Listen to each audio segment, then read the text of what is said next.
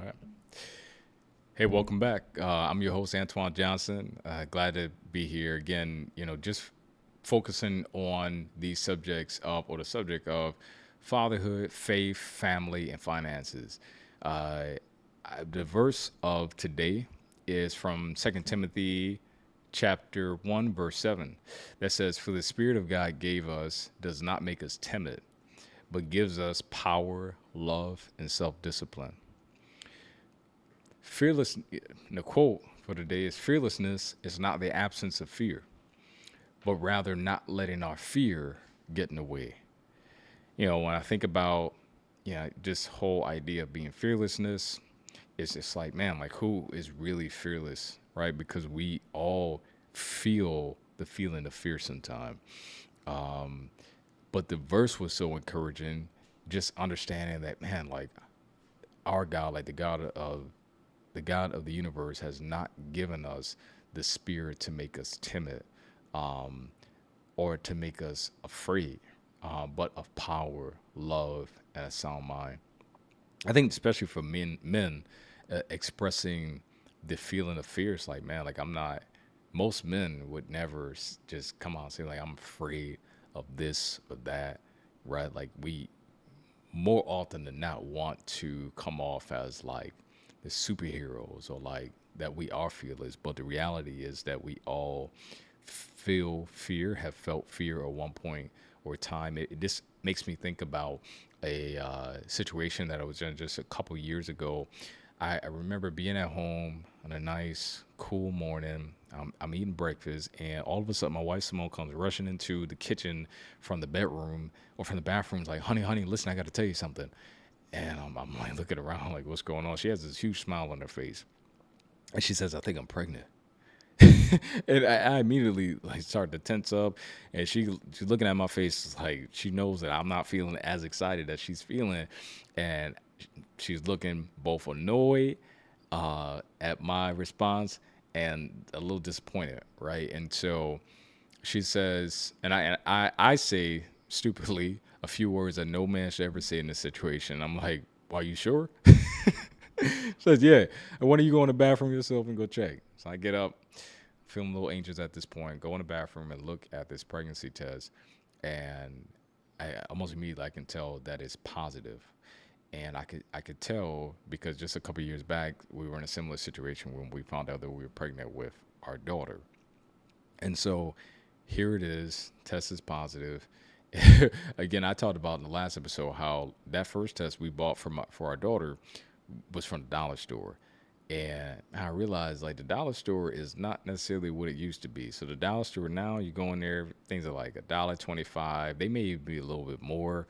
And I'm like, yo, like I remember when everything was a dollar. I want them to go back to that life. But anyways, so I knew that that test was positive. So there I go back in the kitchen with my wife and we're talking, and she says, "And why don't we find out what the gender of the baby is going to be this time?" Because with my daughter, we waited. We waited all the way until she delivered to find out what we were having. So here we are the second time around. We said we're going to find out. And she says, "Let's do a gender reveal." I'm looking at her like, what is it? What is a gender reveal?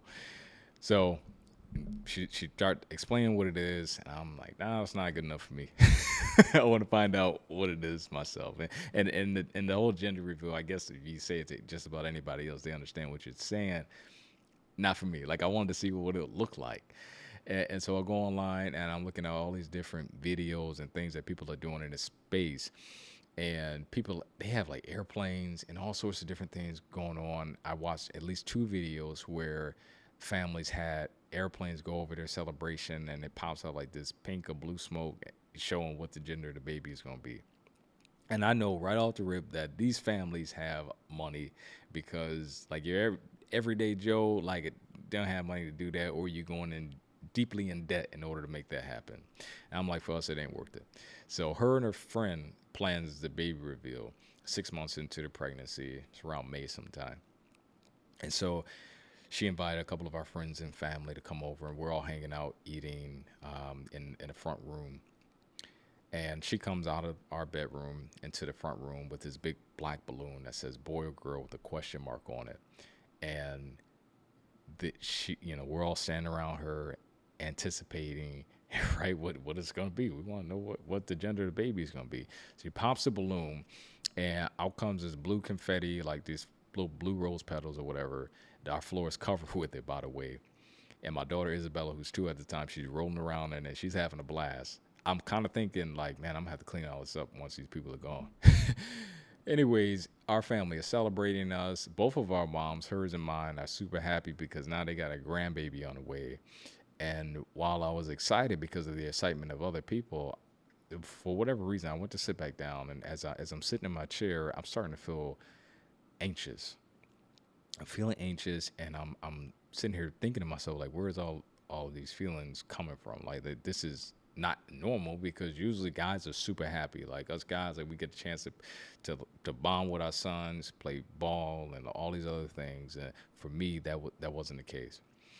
And I started to think back on a time in my life when I struggled with unresolved anger and the emotional pain caused by the absence of my father. Right, like I remember being a boy because he was in and out of my life, like feeling hurt behind not being able to bond and have like that relationship with him. Yeah, we might have went out to play basketball or whatever a couple of times, but because I didn't live with him, we didn't have that relationship. And so I remember as a result dealing with these or struggling with these feelings of rejection, because that made me think about like the times when now I'd be waiting in the window for him, and he'd not show up and all this other stuff, right? So I'm struggling with like, man, like why doesn't he want to see about me? Like what's going on here? And so at one point I thought my life didn't have a lot of meaning. I'm like, if he didn't, care to be around as much or as involved, then and maybe my value, right, isn't as much. So I struggle with a really low sense of self-worth as a result. And so all this to say that as I'm sitting in this chair, I'm struggling with whether or not I'm going to be able to show up for my son the way that I longed for my father to show up for me. Right? Like, would I be able to give him all that I desire to give him? Like, would I be able to love on him and show him how to be a man the way that I needed my father to show me? And I don't fault him 100% because he didn't have the best relationship with his father. I think it was even worse in my situation. And so I'm learning, and I've learned to give him grace, right, where that's concerned, understanding that like, man, if I want to be forgiven, I have to learn how to forgive. But I remember just feeling that level of fear around my father. And so, man, again, fearlessness is not the absence of fear, going back to our verse. And so I had to navigate those feelings in that moment, but also understand that my reality and my feelings, they didn't match. They didn't match in that I had relationships with other men, mentors in my life who really cared about me and poured into me. And as a result, like I was able to work through some of those issues of forgiveness and the emotional pain that I talked about, which led me to healing what we call fatherhood wound, which is like that emotional trauma and all that stuff wrapped into like not having the best relationship with a father, and dealing with all that to be able to break this generational cycle of trauma, dysfunction, and father absenteeism, where, man, I was encouraged to get married, right? Like just out of not wanting to repeat the same mistakes, realizing that, man, being married gives me a better chance to be able to build a solid foundation for my family. Not a perfect one, but a solid foundation. And so my kids can come into this world knowing like, man, my father is with my mother. Like they love each other. They don't have a toxic relationship. Like he's not cursing her out or beating on him, and she's not hitting on him. Like the relationship isn't toxic. And so, man, I just realized that I wanted to start something new. And so even in the midst of being fearful, feeling inadequate about having a son, I was able to overcome that. I just want to let you know, like I've learned this, just in going through different things, that fear really means false evidence appearing real.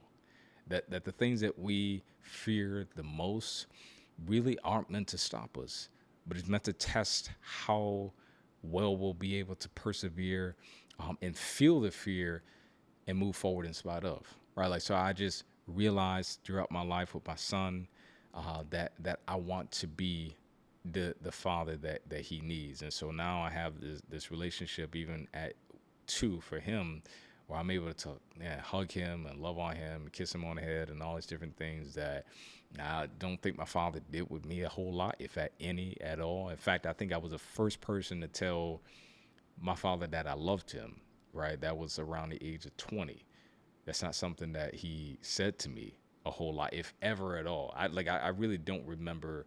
It doesn't mean that he didn't say it, but I don't ever remember him saying that he loved me. And then I was the first person to say it to him, and I felt a little weird about it. But the more I allowed myself to be vulnerable that way, the more it became natural. And then he said it back, and I'm like, man, so that was really powerful. And in some ways, I felt as if I had to show him how to be a father to me, even in the midst of him having a mental illness, right? So, like, having a mental illness, like, I'll never, Lord willing, have to understand what that means experientially, but that's a whole challenge in and of itself. And so, but there were ways, regardless of that, that I had to show him, right? Like, I had to kind of be a father in the midst of not having him function as a role as a father. And so, again, for those of you who are struggling in your relationships, man, I'm saying that there's hope. And hope is not necessarily in the relationship being reconciled, but it is in realizing that you haven't been given the spirit of fear, that through the power of God, that you're able to persevere, and have the self-control, and to love people in spite of whether what they are or aren't doing for you. So stay encouraged out there. I'll continue to tap into other networks and resources, communities, churches. If those of you out there are not plugged into a good church home, I encourage you to do that, especially for men, because we aren't as apt to bond, to connect, as Daniel would say, to build bond and connect with other men in our community. So do that as you navigate some of these areas of life that can be really difficult to go through alone, right? Like, it reminds me of that old African proverb that says, if you want to go fast, go alone, but if you want to go far, go together, right? So going together gives you the power to persevere and to sustain power to keep you going a lot further than you might have gone on your own. So, hey, so stay well out there, stay tapped in, subscribe, like this channel, and keep being and building on the best version of you.